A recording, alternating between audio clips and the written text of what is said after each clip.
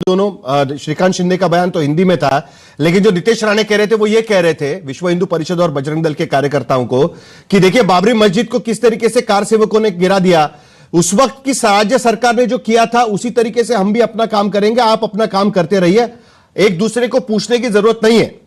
अब बताइए कि कृष्णा हेगड़े को मैं वही बयान सुनाने की कोशिश कर रहा था, वो मुझे पुराना बयान बना रहे थे, मैं कल का बयान उनको सुनाने की कोशिश कर रहा था।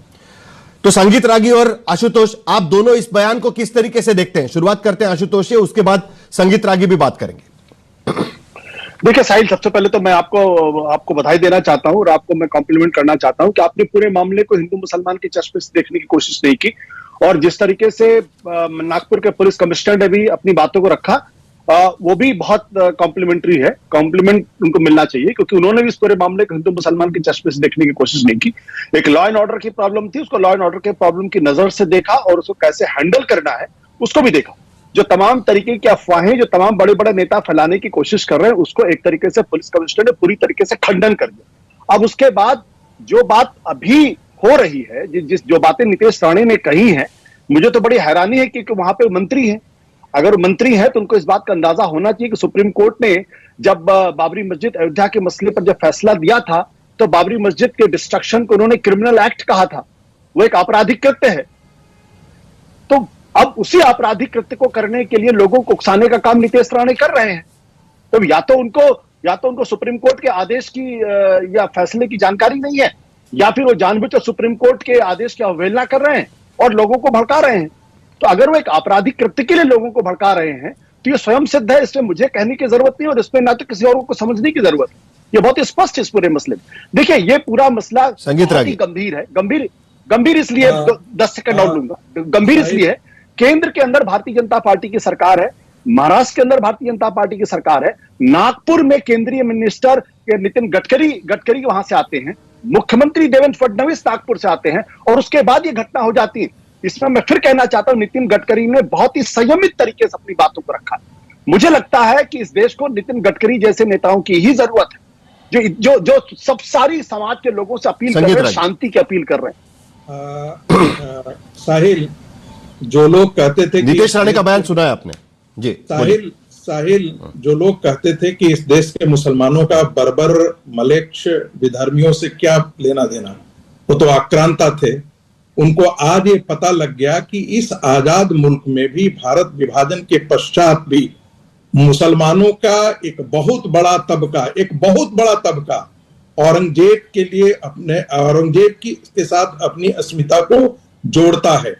वरना औरंगजेब की मजार के लिए सड़कों पर आकर के हिंदुओं की दुकानें जलाना और ये कहना कि हमको प्रोवोक किया गया है, हर बार हिंदू समाज को यही कहा। एक मिनट सर, एफआईआर देख लीजिए जरा प्लीज। राहुल, पहले नहीं, फैक्चुअली सही जाना चाहिए सर, प्लीज सर। नहीं, संगीत रागी जी ठीक है, लेकिन एफआईआर आप देख लीजिएगा, सरकार का एफआईआर है। देखिए साहिल, नहीं आपकी बात खत्म करिए, लेकिन एफआईआर आप जरा सुन लीजिएगा जरा एक बार प्लीज। नहीं, मुझे प्लीज आप फैक्ट पे सही रहिएगा।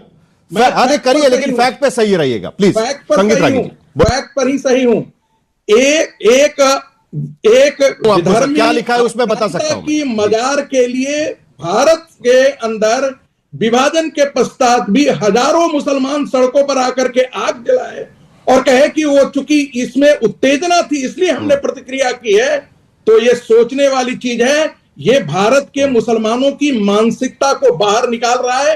एक दूसरी बात, कल ही सामना में लिखा गया, उद्धव ठाकरे ने हिंदू तालिबानी इसी को कहते हैं। कल जाकर के ये बाला साहब ठाकरे को भी उनके पुराने भाषणों को ले लेंगे तो उद्धव कहा जाता है बुढ़ा वंश कबीर के उपजा पूत कमाल। तो वही उद्धव ठाकरे का वही स्थिति है। आज उसका है गांव में कहावत है, बुड़ल बुड़ल भैंसिया पानी में। उद्धव ठाकरे आज वही बात कर रहे हैं, अपने पिता को भी हिंदू तालिबानी थे। तीसरी बात सुन लीजिए, हर बार जो है, आप मुझे दुनिया में एक जगह उदाहरण बताइए जहां 12% एक समाज जो है वो 70% समाज के खिलाफ दंगा करने के लिए सड़कों पर हिम्मत जुटा पाता है। वो इसलिए क्योंकि उसकी मानसिकता क्रूर है, क्योंकि उसकी मानसिकता जो है वो। आशुतोष मानसिकता पर सवाल उठा रहे हैं, जल्दी से आपका जवाब, उसके बाद प्रेम शुक्ला के पास भी जाना है मुझे। बिल्कुल नहीं। देखिए जी, देखिए संगीत चौथी रागी जो बात कह रहे हैं कायदे से, औरंगजेब देखिए के कब्र को अब हटाने में संगीत जी क्या आपने बोल लिया परेशानी ना, है?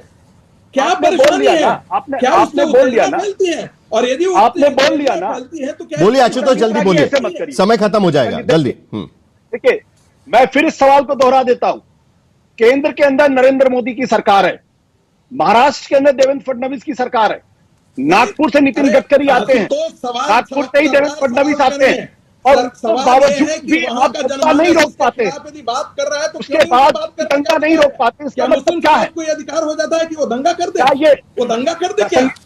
वो दंगा रागी जी आप तो बात है, आप नहीं, दरअसल दंगा ही हो जाए क्या? वो जाकर के जलाना शुरू कर दे।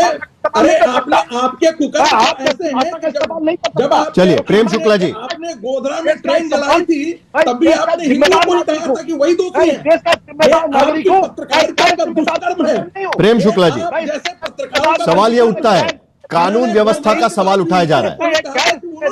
यहां भी बीजेपी की सरकार, केंद्र में भी बीजेपी की सरकार, नागपुर के सांसद नितिन गडकरी, उसके बावजूद वहां पर इस तरीके के दंगे होना, लोग सड़क पर उतर आना, वहां पर भावनाएं भड़काने का मामला दर्ज होना, ये सारी चीजें क्या बताती है? जानबूझकर किया जा रहा है, ये आरोप लग रहा है। प्रेम शुक्ला जी आपका जवाब, उसके बाद किशोर तिवारी बात करें जल्दी से। साहिल जी, ये भाजपा, साहिल जी, केंद्र में भाजपा की सरकार, राज्य में भाजपा की सरकार थी, इसलिए औरंगजेब की औलादे दंगा नहीं कर पाई। वरना मैंने 1993 मुंबई देखा है, 3 दिन तक 6, 7, 8 नंगा नाच किया था, कांग्रेस की सरकार थी। 6, 7, 8 सिर्फ हिंदुओं का कत्लेआम हुआ था। नागपुर में उस वक्त भी दंगे नहीं हुए थे कि हमने मरी मां का दूध नहीं पिया है, और जब हम हिंदू उतरे तब इनके घरों पर जो है सफेद झंडे लहराए।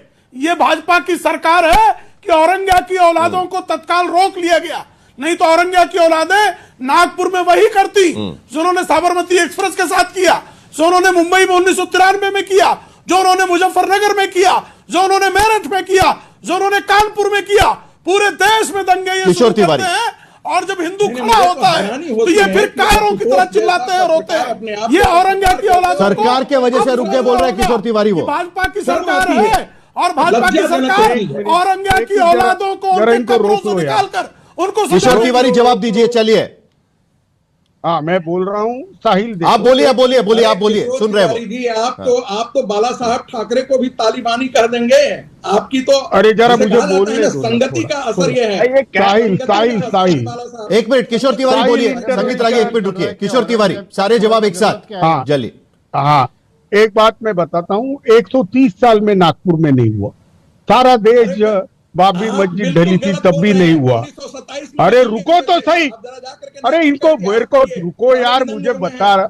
नागपुर में पहले भी दंगे। अरे आप बोलते रहिए सर, ये ऐसे ही चलता रहेगा, वरना आपकी भूमिका खत्म हो जाएगी। वरना बोल दीजिए जल्दी से, चलिए सुन रहे हैं आपकी बात। मैं बता रहा हूँ कल जो हुआ, तिवारी जी बाबरी मस्जिद थी, ये कहना ही बता रहा है कि शिवसेना ने सुन्नत करा लिया है, उद्धव ठाकरे ने सुन्नत करा लिया है। बाबरी मस्जिद थी, क्या बात कर रहे हैं प्रेम शुक्ला जी? ठीक नहीं है ये बहुत पर्सनल हो जाते हैं आप। देखो आप प्रेम शुक्ला, संगीत रागी तरीके लोग। किशोर तिवारी बताइए जल्दी, आपकी आवाज सुन रहे हैं, बताइए, जवाब दीजिए। देखिए साहिल, जवाब दीजिए। जो कुछ नागपुर में हुआ उससे हम बहुत आहत है। मैं नागपुर की जनता को यही बोलूंगा कि ये भड़काऊ प्रेम शुक्ला तरीके लोगों की बातों में ना आए। नागपुर की जो सौदार्य है वो जिंदा रखे, नागपुर में जो अमन शांति है वो रखे। और ये वो कह रहे हैं कि शिवसेना ने भूमिका बदल ली है, हिंदू तालिबानी जो कह रहे हैं ना, उसका भी जवाब दे दीजिएगा। बाला साहब की याद दिला रहे हैं आपको। अरे हिंदू तालिबानी पैदा किए जो औरंगजेब की कब्र को नागपुर लेके आ गए और उसको शिवाजी महाराज के सामने जलाते बैठे थे। पर जलाते तो बैठे थे लेकिन वो कुरान की आयतें लेके आ गए। अरे तुम्हारे तरीके लोग देश में अशांति मचाएंगे और एक बार देश के टुकड़े करने के लिए तुम आमदा हो। प्रेम शुक्ला जी थोड़ा सा ट्रूथ में ले लेंगे। किशोर तिवारी जी, औकात नहीं इस देश के टुकड़े करने की। उद्धव ठाकरे किसी ने सोचा तो चढ़कर मारेंगे औरंगजेब की मजार पे। अरे दो को संभालो भैया, इनकी एसिडिटी बहुत ज्यादा हो गई है, इनको संभालो। चलिए प्यार भैया क्यों है? इनकी एसिडिटी कृष्णा हेगड़े कुछ कहना चाह रहे हैं, जरा सुन लेते हैं क्या कह रहे हैं। मैं कह रहा हूँ कृष्णा हेगड़े जी, कि सभी नहीं, सभी को कृष्णा हेगड़े जी, औरंगजेब सवाल के क्या उठता है कब्र पता से है? इतना प्यार क्या आप है? जितने aggressive है ना इस और बात क्या को जरूरत लेकर। है यहाँ पर? नहीं नहीं, छत्रपति आप- शिवाजी महाराज के नहीं तो मैं वीरता, क्या कह रहा हूं शौर्यता कि के इसको लिए लेकर इतना औरंगजेब अगर की कब्र के कोई अगर जरूरत नहीं है। अगर इतना इसलिए कानून व्यवस्था का सवाल हो रहा है तो आप साहब, आपकी सरकार है, आपको हटाने से किसने रोका हुआ है? कृष्णा हेगड़े, किसने रोका हुआ है आपको हटाने से? बताइए मुझे, एक नाम बताइए कि वो बोल रहा है कि वहां पर कब्र होनी चाहिए औरंगजेब की, बताइए महाराष्ट्र में। देखिए हमने कहा एक नाम है बताइए, कि कृष्णा हटानी हेगड़े। नहीं चाहिए। इनको केवल हमने राजनीति कभी नहीं करना है। कहा कि हटाना नहीं चाहिए। मैं तो कहता हूं क्या क्या जरूरत